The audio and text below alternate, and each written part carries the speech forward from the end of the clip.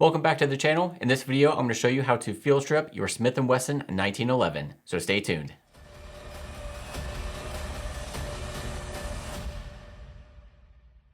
All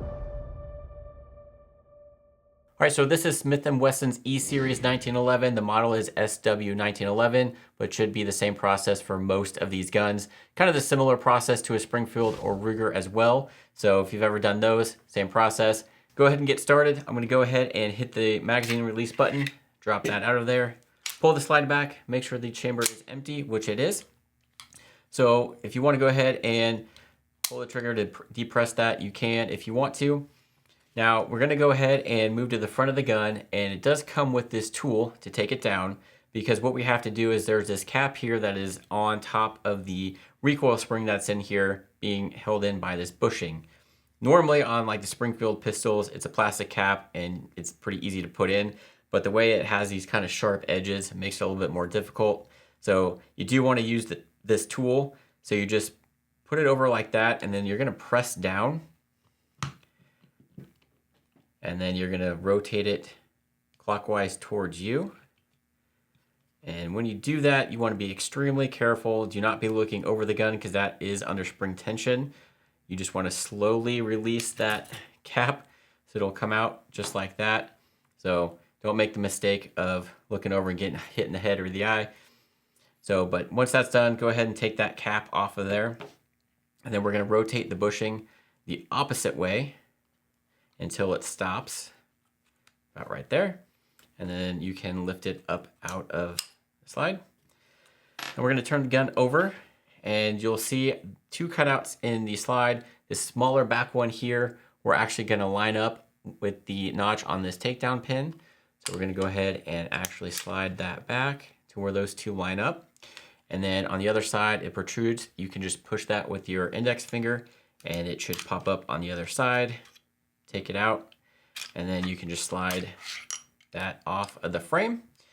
And that's as far down as you need to mess with the frame.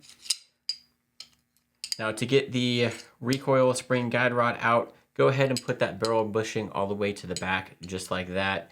And we're just going to go ahead and lift it up and out. It's a little bit of a tight fit.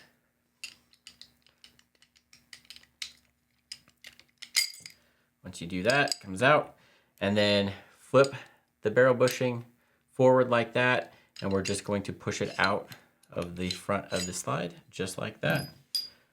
And that is about as far down as you have to take it apart. And to put it back together, we're just going to reverse that process. So we're going to go ahead and take your slide, take your barrel, make sure that bushing is facing down, and we're just going to slide it into a slide just like that. Lock it into place. Go ahead and push that bushing back, and then we're going to take our recoil spring guide rod. This U-notch right here, that's the part that is actually going to sit on the barrel. So go ahead and reinsert that, like that. And then you want it sitting back in there just like that. So then that way, when we put it back on the frame, those two holes are gonna line up, and we can put that takedown pin through.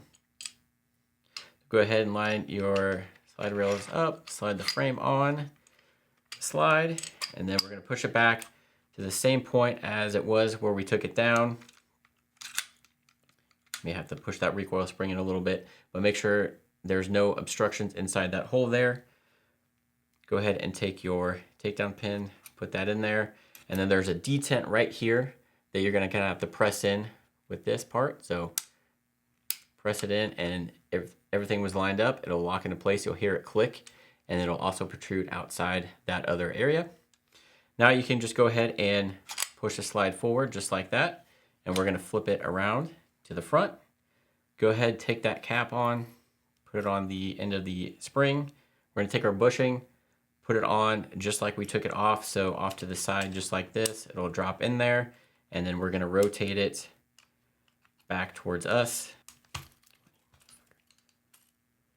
just like that. And now at this point, we're gonna go ahead and push this down, and then see there's a little lip here.